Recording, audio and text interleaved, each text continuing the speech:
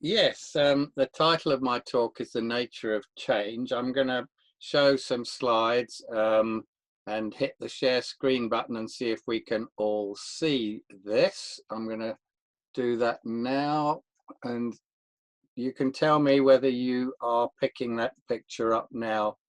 Nature of Change. Yeah. Yes, we are. I am.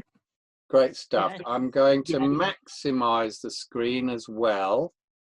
And I'm going to go for a pointer that allows me to point a few things out. Yes, so that looks good. Do chip in if anybody wants to jump in and make comments. I'm very happy with that, and to answer questions at the end of the talk. I've got a quotation here on the first slide from Matthew Oates, who's a retired National Trust warden, talking about how he's tended to find the primroses coming out as early as previous year's December, whereas he was used in his earlier life to seeing them in February or early March. And I think we all probably have had experiences like this. And that pearl bordered fritillary there is another early arrival, of course, in terms of appearing in our fauna each year. What it would think if the flowers weren't quite there at the right time is another matter. But let's have a look then at some other quotes to back up whether this is happening. What I've got, I'll just I'll use my, there we are, down arrow button does it. My mouse doesn't seem to want to advance the slide. So here's a quotation, because you can find exceptions to rules all the time, of course. Here's a diary entry from 1906 in October, talking about lots of primroses out in the woods, and that they continued in flower off and on all winter.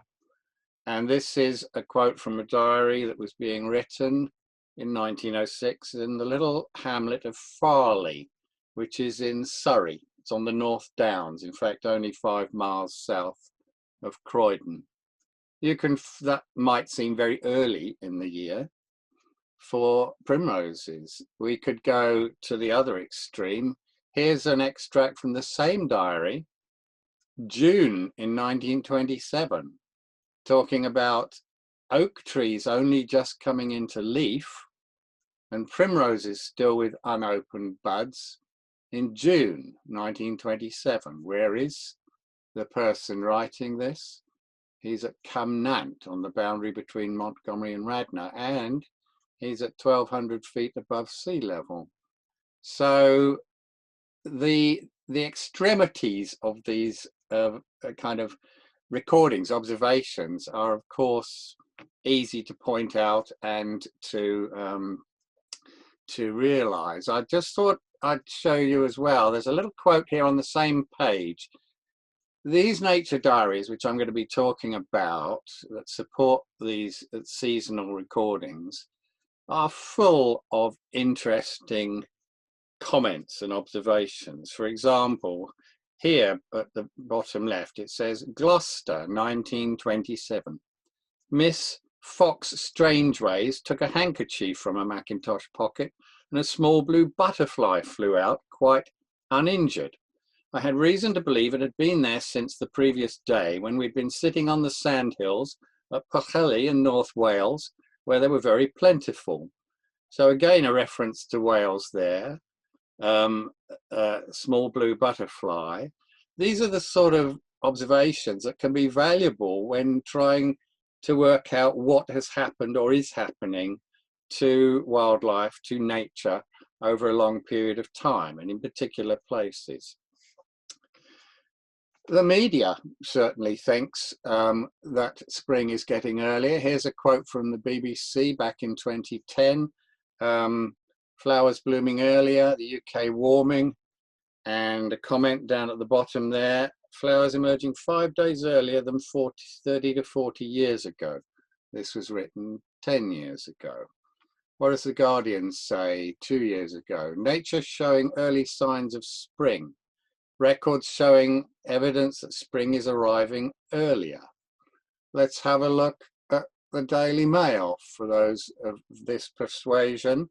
Climate change shifting forward in the UK. Here's some actual numbers. 2 weeks earlier than 50 years ago. And a worrying subtitle there about wildlife getting out of sync with the life cycles of other species they rely on. Let's have a look at what the Telegraph had to say about this.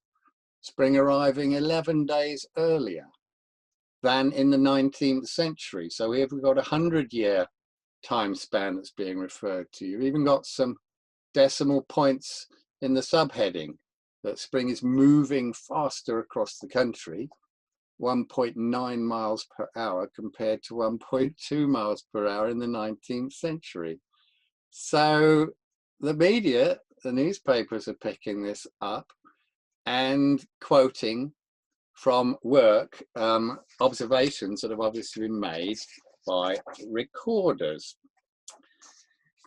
Trevorth Botanic Garden, where I work, and where Nigel, of course, worked for 40 years before me, there have been records of earlier arrivals of birds. Nigel told me last year that he'd seen sandpipers in February, along with sand martins and painted lady butterflies, all in that very warm February we had in 2019.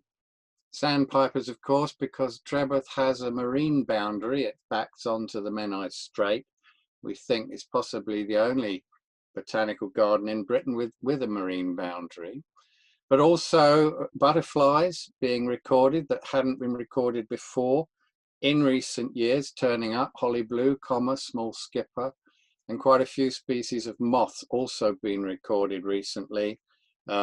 Things that are southern and eastern species that seem to be moving north and west across Britain in line with the warming trend as well in the country.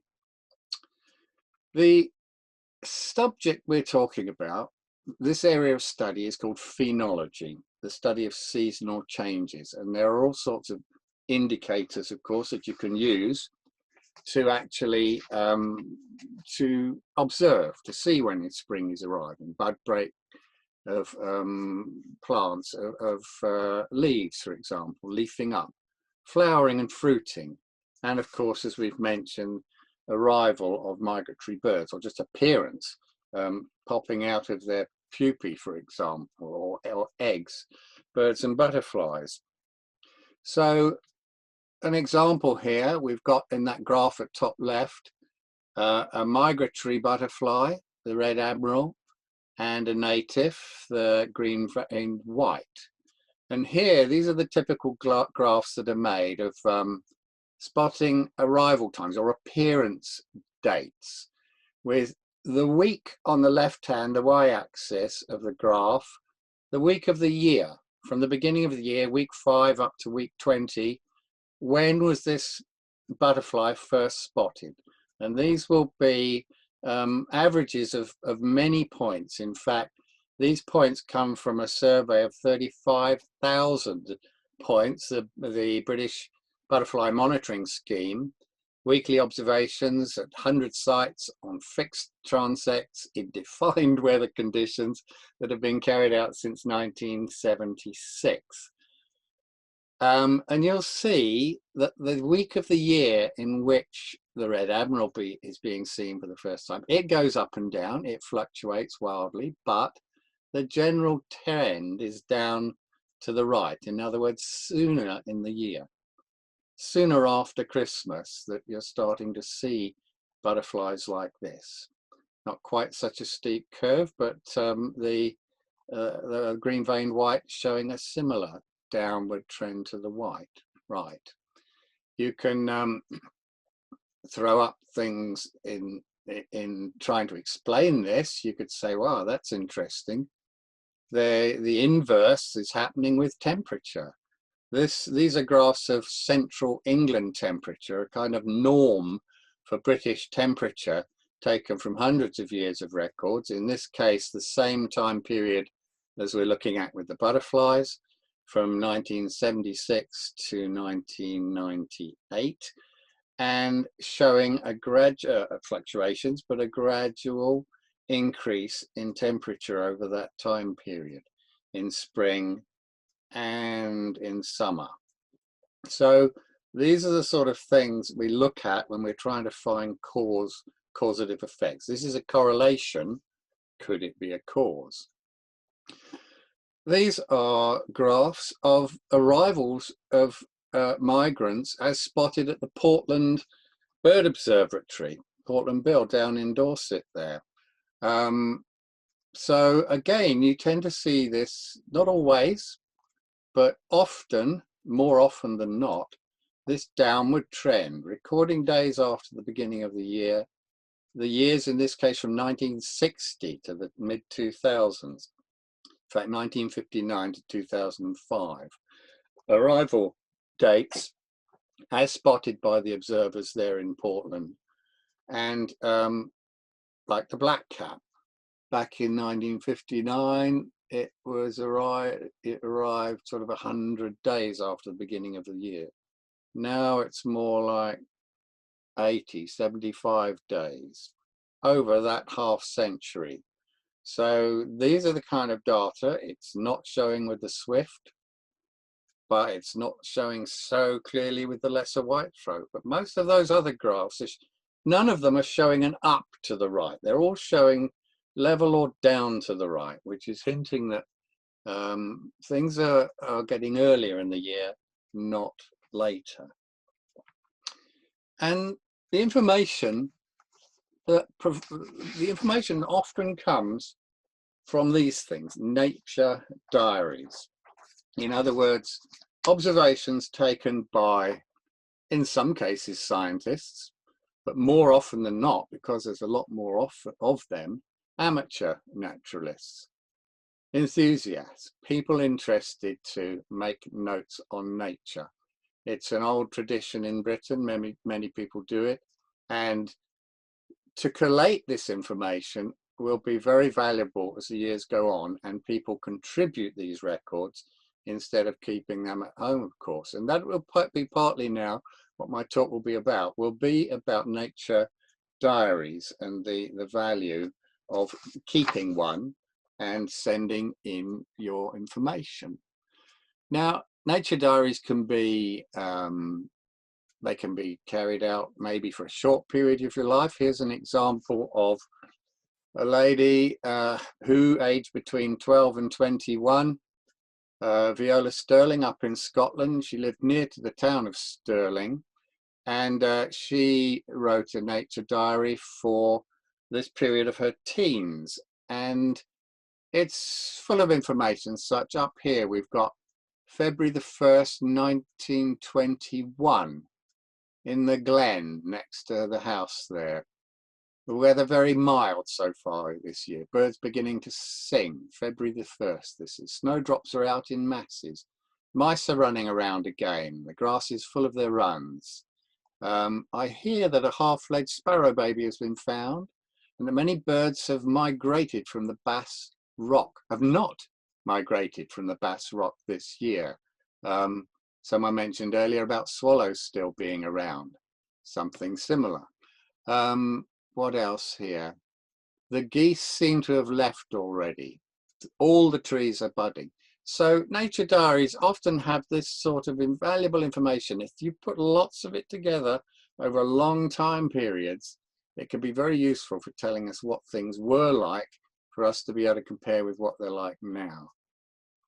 I can't say I warmed to her when I read this little bit. Shot a great tit trying to stuff it.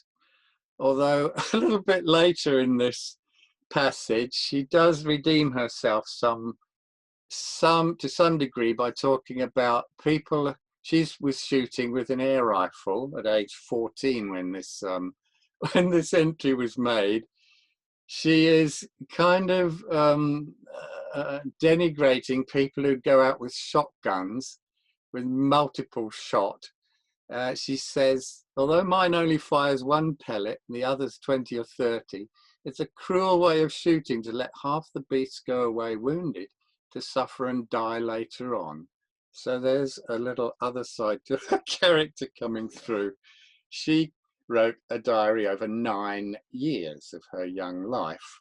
Here's someone who kept a diary for 30 years, a bit closer to home, in Llanfairpwllgwyngyllgogerychwr in the years 1864 to 1894. This was Richard Luck, a solicitor, who planted a garden with 100 varieties of fruit trees. In this case, not wild plants, but he kept a meticulous diary of the fruiting and flowering times, even the yields, and the times of year that he was getting these different stages in the life cycle of his varieties. No less than 50 varieties of apple trees, for example, some of which are unheard of now and just sort of don't seem to exist any longer. So he is the grandfather of Herbert Luck North, who's the famous arts and craft architect of Llanfairpwllgwyngyllgogerychwr. And this diary is in the hands of Herbert Luck North's granddaughter, Pam Phillips, to this day. This lady, in 2008, she received an OBE for her 61-year diary by that stage. She'd been keeping notes in Ashted in Surrey of the leafing, the breaking of buds of oaks and a couple of other trees near to her home since 1949. This made the news, and Jean was not only honoured with an OBE, she was honoured with a visit from Chris Packham and the chief science correspondent now, David Shookman. I believe she's still continuing, so it's a lot longer than a 61-year diary now, probably a world record. So these are the sort of things that gather attention. And if we were to look at another person who wrote a 61-year diary of nature, arrival of spring events, he is also known by some as the father of phenology. Sorry, this graph, before we move on to the father of phenology, is just a graph drawn by the Woodland Trust of Jean Coombs's oak bud burst records over that 61-year, actually a little bit longer than 61 years here, up to 2016, showing the same down to the right. Earlier opening of buds from late April, earlier May, when Jean started her observations, down to what have we got? Early April here by a few years ago. So that is a sort of value that you can have by keeping a diary for a long period of time. Those points on that graph, by the way, are showing every 2 years, but she recorded every year. Yes, the father of phenology, who also kept a 61-year diary, was Robert Marsham, a gentleman of Stratton Strawless Hall in Norfolk. He recorded 27 signs of the arrival of spring from 1736 onwards. His indicators down here at the bottom, 13 species of trees, the unfurling of the leaves, flowering times of these flowers, arrival of migratory birds, and even the onset of croaking of frogs and toads. Many of us think spring is here when we see frogs spawn, so he recorded this as well. And his data was taken and published as a paper called The Indications of Spring by the Royal Society in 1789. This is often pointed out as the sort of beginning of phenology as a science, even though, of course, we as humans have been recording the arrival of spring in our lives since time immemorial as hunter gatherers and growers going back into the mists of time. It's been very important for us, of course. successive generations I've mentioned here of the Marsham family have tried to carry on with the diary, although it petered out by the middle of the 20th century. By the end of the 19th century, the Royal Meteorological Society set up its own, what it called, Phenology network. From 1875, it asked its meteorological observers, spread all over the UK, to record signs of spring, and it produced an annual phenological report in the Quarterly Journal of the Met Soc. So records did vary in their standardization over the lifetime of the network. 58 years were standardized, and here's some data from that series that were analyzed in a paper in the year 2000, comparing the flowering times of these different plants. Here we've got hazel, coltsfoot, wood anemone, for example, against the Meteorological Society's temperature records. Once again, this is the CET, Central England temperature, that sort of norm British standard that's taken to compare things with. And here you're looking again at the day number after the beginning of the year, but here you're looking at the actual comparison with temperature, the temperature range on the x-axis. And this is showing that same right to left. The warmer it is, you could correlate that with spring, the season advancing. So the plants flower at an earlier time of the year, where we are on the left axis, depending on that temperature. So there we've got a series of 58 years data that was useful for looking into this relationship between temperature and flowering time, which of course would correlate with arrival of spring, given the ups and downs we've seen in the graphs. The Royal Meteorological Society has recently, a few years ago, reinstated its phenology recording, and it now, in its State of the UK Climate Reports, this is this year's report referring to 2019, it refers to things like the appearance of elder, hawthorn, oak and silver birch leaves, and the drop of the leaves as well. So you can look at how long, how wide the season is, not just the onset, but the end of the season as well.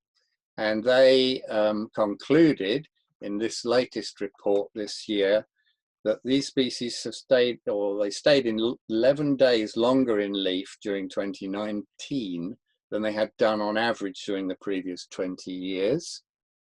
Might well have had something to do with that very warm year we had last year. But again, it's interesting to see that after a long break, the Meteorological Society has restarted this, or contributing to national phenological recording and publishing this in its UK State of the Climate Report. That gap in the data is visible in the UK government's own spring index. They've tried to hone it down to 4 indicators: the first flowering of hawthorn and horse chestnut, and the first recorded flight of an orange-tipped butterfly, and first sighting of a swallow. I once had a government minister approach me saying, can't we get it down to 1 indicator? It would be so much simpler. Moving on, the 4 is pretty minimal, but even so, they can give you an idea for general consumption, with having to take into account all the imponderables and confounding factors that could lie behind this. However, here is the graph that the British government, DEFRA, and the Joint Nature Conservation Committee, which looks right across the UK, shows back from the beginning, end of the 19th century to where we are now. There's that great big gap in the middle from when the Met Soc data stopped being recorded. And here, how recently it's been before people have got sufficiently interested in it again possibly even worried, to restart systematic and national phenological recording.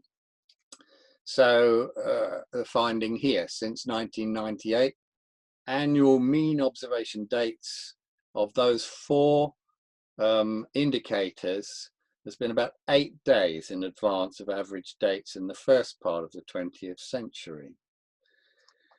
Wouldn't it be nice if we could fill that gap, at least to some degree?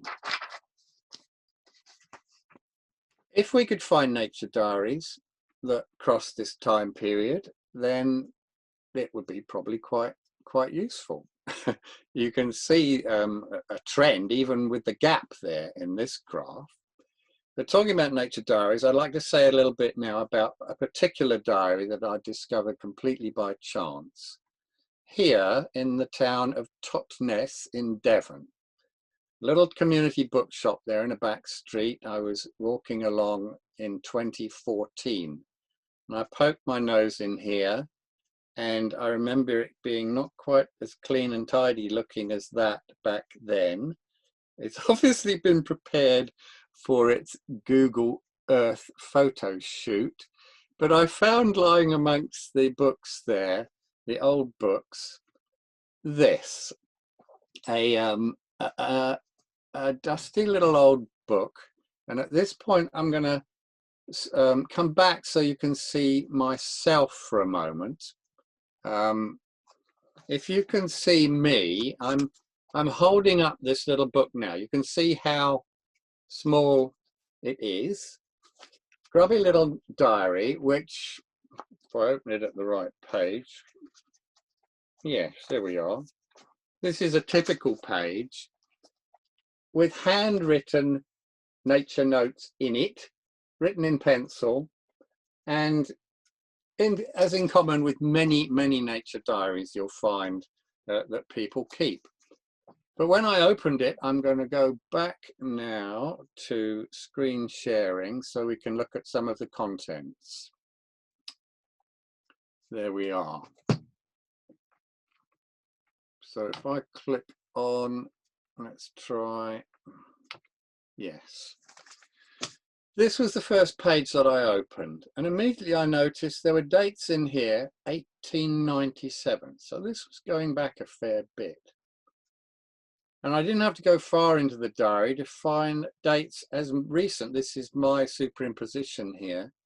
The person authoring this diary had written from 1915 to, and he hadn't filled in anything because he had died. He never had a chance to fill in when the diary came to an end, but I was soon able to find out it was 1965.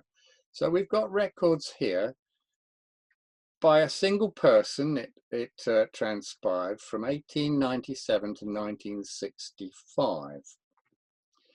A 68-year diary I suddenly found in my hands. In fact, it spread over the time period from Queen Victoria, 6 monarchs to Elizabeth, 3 wars. This person, who I eventually found was born in 1887, began this diary when he was aged 9, shortly to become 10 years old. And it ended when he ended at age 78 in 1965. So already quite a precious little thing. Now, let's compare it quickly with some of the other things we've mentioned.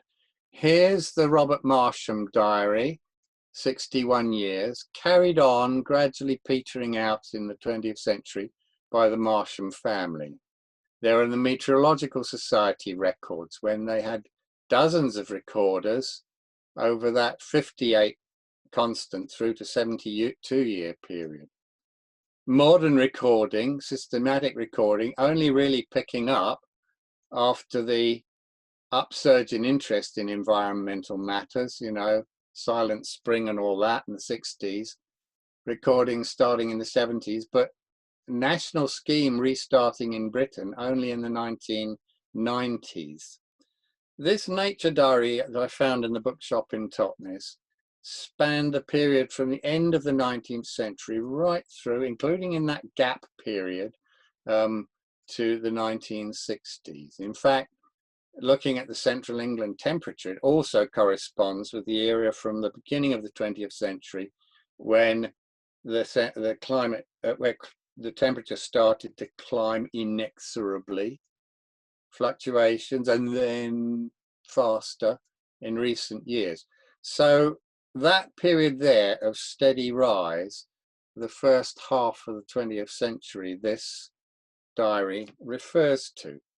Now, it's not a massively detailed, tabulated day-by-day diary. It is a person making records. Here's the number of records, recording days per year, against from 1897, when the diary was begun, through to 1965, when it ended. So there are some years you can see there were no records at all, 1939 to 43, for example. Fairly obvious that had something to do with World War II. The person writing the diary was in their 50s by this stage. Most entries in terms of recording days of the year here when the person was in his, because it turned out it was a he, in their 20s. Now, the diary was not recorded completely in the same place for the whole time period. The first 10 years of the diary were, as I mentioned earlier, a quote from Farley in Surrey. But the next 60 years were in South Devon, 50 of those years in one small village. Actually, the person lived in two different houses.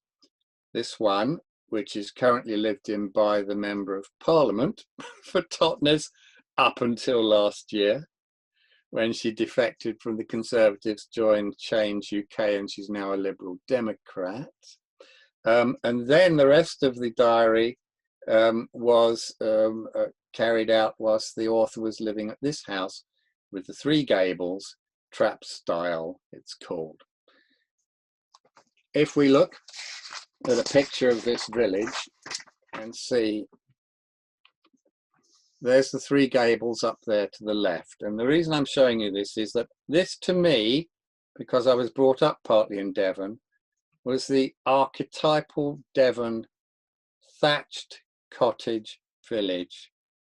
We would go through this, my family and I, on our way to Dartmoor from where we lived on the River Exe estuary, time and time again. As an impressionable young boy, this was the place in my mind that I thought it was the archetypal Devon village. Little did I know there was an old gentleman up here still filling in this lifetime's nature diary as we were going through in our Morris Minor or our Mini, whatever it was at that stage, on the way to visit Dartmoor for the weekend. So it had a personal interest for me when I saw this word lustly in the diary the first time I opened those pages. In the diary, there are references to 197, nearly 200 different kinds of plants and animals. And I have yet to, I've transcribed the entire diary. It's in digital form. I can, you know, scan it and find things quickly, but I haven't yet put all the notes from the different parts of the diary about each individual animal or plant. That is still to be done to fill in this table here. Adders, by the way, were a particular interest of the writer of this diary, whose name I'm keeping from you at the moment for a reason you'll see a bit later.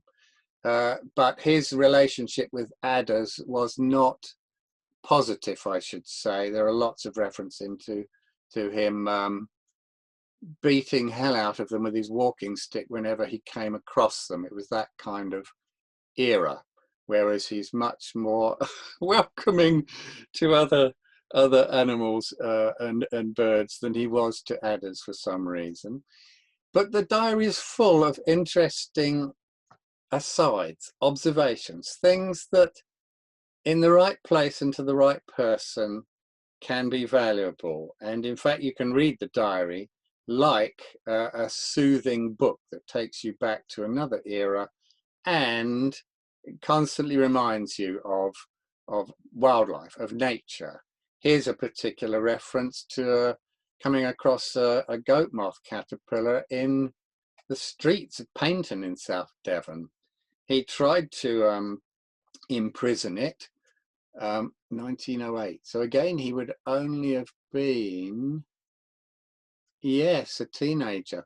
And but he says it was terrifically strong. It broke out of its cage and hid behind the wall and disappeared for 2 years, stinking the room out. So the fact that these, you know, this is a reference that can link to other information of value when you're looking at wildlife in this particular area. Here's some reference of his to the pearl-bordered fritillary, referred in the diary several times in the early part of the 20th century.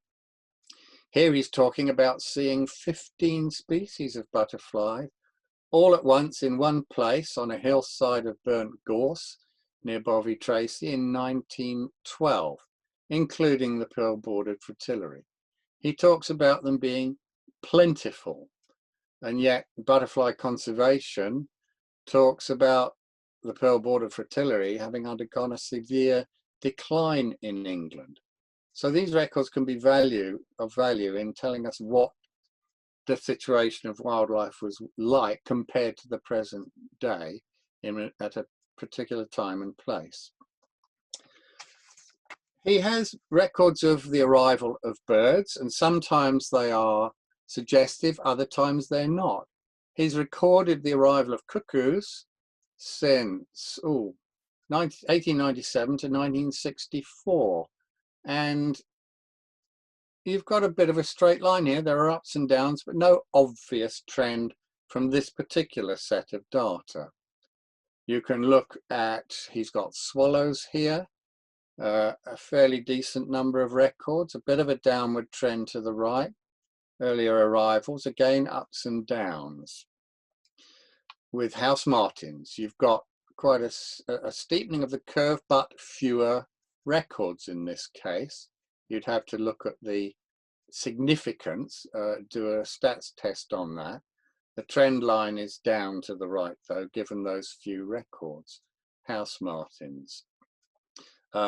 Small tortoiseshell appearance days here for this butterfly. Trend line down to the right. A decent number of data points there. And if you were to compare these with other people's other records, this would help strengthen, or, you know, it would help bring more statistical validity when you start getting lots of these kind of records together. Here's the orange tip butterfly. Quite a steep downward trend according to those data for the numbers of records, not necessarily equally spaced, but during the times that they were being recorded. The table at the left shows from 1899 to 1965, April. That was only 1 month before the author of the diary died, in actual fact. The observations include things like comments on these invasions of butterflies that we've had in Britain ever so often. He is here talking about the great clouded yellow year of 1947, referring back to his earlier experience in 1928 and 1899, the former century. So he's already looking back on more than half a century of recording and memories and understanding and following nature. I was interested to see his use of the phrase, great, this has been a great year, written in 1928. This has been a great year for 1947. I always thought great was a sort of an Americanism that came in the 1960s, but maybe he's using it in the sense of momentous here rather than it's been a great year. So let's look at what he found when he went walking on some lowland heath, which we know is one of Britain's most depleted and threatened habitats. In 1914, 3 weeks before the beginning of World War I, the author of the diary found 2 young nightjars. He heard the sound of the mother bird, and he found these chicks in an area covered with fine grass on the heath. If we would come forward to today, we'd find that your sister organisation, the Wildlife Trust down in Devon, when I was a member as a student in Plymouth, it was called the Devon Trust for Nature Conservation. I think it's called the Devon Wildlife Trust now. They have secured a little piece of what's left of that very same heathland that was referred to in the diary. They even say it's still a great, there's that word again, it's a great place to spot nightjars. And but if you look in the background, you can see the onward march of industry and the hard boundary between this little patch. I'll show you how much of a patch it is in a moment. But yes, they still refer to you being able to find nightjars nestling in the grass on that little piece of bovie heath there, just like in the diary more than 100 years previously. This on the right hand side is Bovie Heath, the nature reserve maintained by the Wildlife Trust in Devon to this day. Here's what it was like 100 years before in the 1890s. The orange coloured area is heathland from that period, and you can see how since then industry, housing estates have marched across that heathland, swallowing up ever more than it, until, stop, we must protect the last little bit. It's only 60 acres. It's being surrounded. Can it continue? This is just typical of what has happened, not only to lowland heath in Britain, but all sorts of other habitats we know well, of course. So the nature diary gives you that actual personal testimony, you know, from 100 years previously of what could be found there back then. So I was very interested to know, who was this person who wrote this diary? I'm hoping that you too will allow me to carry on just for a little bit longer to talk a little bit about him, who he was. If that is okay with the audience, I'm very happy to do that. Do I hear anybody screaming for me to stop, or can I continue with a little bit about this diary author? I think you're good to carry on a little bit more, Shaun, if you like. Good to go. Thanks a lot. Yeah. I'd love to listen to some more. Fine, thank you. This person, looking at the camera, he's taken the picture himself, is Lionel Bennett. That's his name. He lived between 1887 and 1965. And it took me a while to dig in, because his name is not in the diary, to find out about this gentleman. And he did refer to himself as a gentleman, almost a gentleman of leisure. He came from a well-connected family, but which was somewhat impoverished. And he certainly seemed to have time to record nature. Let's talk a little bit more. Here he is on the lap of his mother. There's his father, the curate. You'd expect the country curate, the rector, with the interest in butterflies passed on to his son. This is taken in Farley in Surrey. There's Lionel as a baby. Here he is, with his sister, next to the tiny little church in Farley. The hamlet has got about 20 people live in it. Not many more to this day. So he was a rector of a very, is the word impecunious or penurious or something like that? A fairly poor benefice, should I say, with not such a big congregation, but a bit of time to study nature, as many of those curates and rectors and vicars of the 19th century seem to have done. Thanks for us as biologists since. Here is a double take of Lionel, taken by his uncle Reggie, who was a photographer. Here is Lionel, grown up a bit of a sweaty, tousled brow. I think he's carried up this mountain an entire set of crockery to feed tea to these imposing looking Edwardian suffragettes, I'd say. They were, I can't tell whether this is on Dartmoor or whether their family regularly visited Wales. I gave you quotes from Wales earlier in the diary. Here's Lionel getting married with his father, the curate here. There's Uncle Reggie, the photographer. Here's the Bishop of Bulawayo in his cassock, would you call that? But anyway, ecclesiastically connected family with links to the aristocracy one way or the other, we'll see soon. Here's Lionel in his sitting room above his photographic studio in Paynton in the 1920s. He tried to make a go of it as a photographer, influenced by Uncle Reggie, but it didn't work out. The chair he's sitting in came down to him from Sir Francis Galton, Fellow of the Royal Society, who was a well-known scientist and pseudoscientist. He got into the field of eugenics in his career at one stage.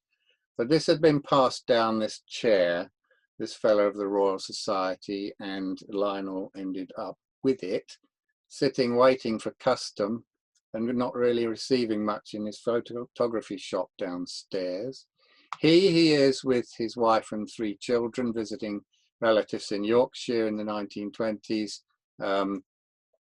Here he is already in Lustley at that house Kemerton we mentioned, about to go into, dressed up to go into a pantomime. This is the house that the Member of Parliament lives in today, the one who lost her seat last year. Here is the family in Wales again. Lionel and his wife, his 3 children and a friend. They loved Wales. There are a lot of entries about these holidays in the diary, which are valuable in their own right. Here he is, I think this is possibly at Haytor, above where they lived in Lustley on Dartmoor.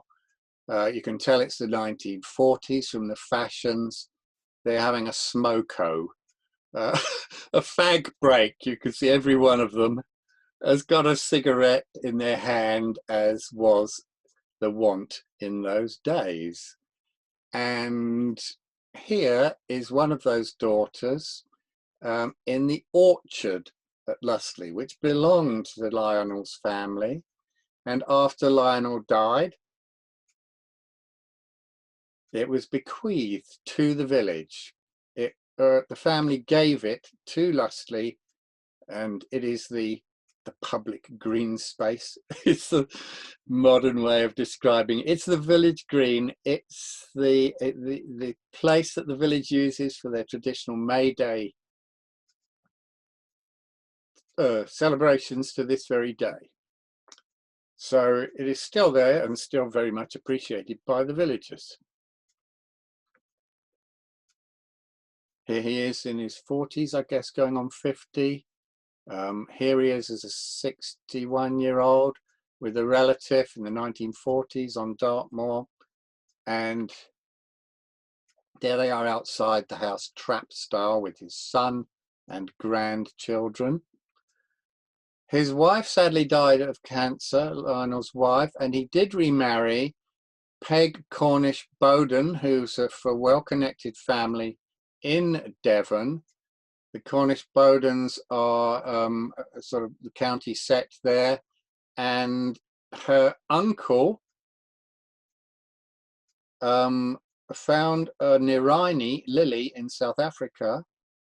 Niraini Bowdenii was named after him by Kew Gardens, and we have specimens of this big pink Niraini growing at Treborth Botanic Garden to this day. It usually flowers in about August. So there's even a connection there between Treborth and this lady and Lionel. Here he is in 1958 with Peg and son and grandson. And here he is with Viv, his granddaughter. Viv is now nearly 80 years old. She lives in Brighton with her husband, who's the retired head of history from Sussex University, former Pro-Vice Chancellor of Sussex University, head of history, and they have a lot of knowledge of their own family history. They've given me these photographs to show to you, and they knew nothing about the natural history diary. So we've connected and had a lot of interaction over this in the last couple of years since we discovered each other. And to top it off, if you look at the bottom of this family tree, here's Lionel. You can follow his genealogy up through past Sir Francis Galton, the great uncle, up through to Lionel's great grandfather. Would you believe it? Turns out to be Erasmus Darwin, the grandfather of Charles Darwin. Well, well, well. Lionel is a cousin 3 times removed of Charles Darwin. Maybe that has something to do with the fact that Lionel felt it was in his blood to record nature, to make observations, to be interested in and aware of nature, and to draw up this nature diary. So I've written a little article about phenology with some of this story in the newsletter of the Friends of Treborth Botanic Garden. You can go onto the website and actually look at this and download the current edition. The Friends of Treborth Botanic Garden link you straight to their latest issue from September 2020. And in there, you'll find my little article on phenology, which gives some more background information to what we've been talking about this evening. If you have your own diary or if you want to contribute, the national scheme is known as Nature's Calendar, run by the Woodland Trust. You can go to that web address to find out all about the current phenological recording in the UK and how to contribute to yourself if you like. But that brings me to the end of my talk. My email address, if you wanted to contact me, will go on for a little while after I retire at the university, but will eventually lapse, and this is my home address if you'd like to send messages to that. In the meantime, I'm very happy to take any questions now that we've come to the end of the talk. Thank you very much. Thank you very much, Shaun. That was so interesting. How incredible that you should find that book. Just stumble across it, eh? Just stumble across it, unknown, just selling for a few quid in a dusty corner of a bookshop in Devon. What are the chances? Very interesting. And the thing about the arrival of spring, it shows it in all your graphs. Although there is a gradual trend downwards to the arrival in your graphs, there's also huge swing. Yep. Raising again, Chair.